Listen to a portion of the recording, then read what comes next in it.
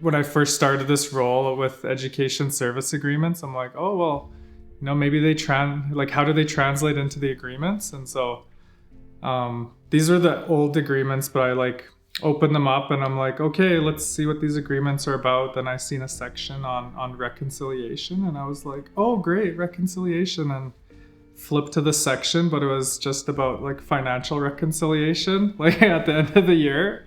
So nothing about like truth and reconciliation and I was like, that's not the kind of reconciliation that we're looking for. So the approach that we're taking with these new agreements, like, and again, it's the goal isn't just to get a agreement signed and we're done. Like these are ongoing relationships that Tsuut'ina is going to be here for, we've been here already like for hundreds of years, and we're going to remain, and so are the other surrounding communities. And so we do need to just figure out ways to move together forward. And so education is such a, good vehicle for that.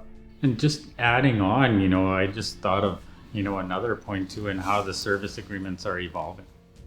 You have some of the verbiage from past agreements that I've located within the files, and you just see, the agreements that may be in place from 1984, and some of the terminology that's used in there, and some of the terminology that we want to use moving forward, and how all stakeholders are going to have a hand in what terminology is used. Not only that, but also having, service agreements as ongoing with no end date.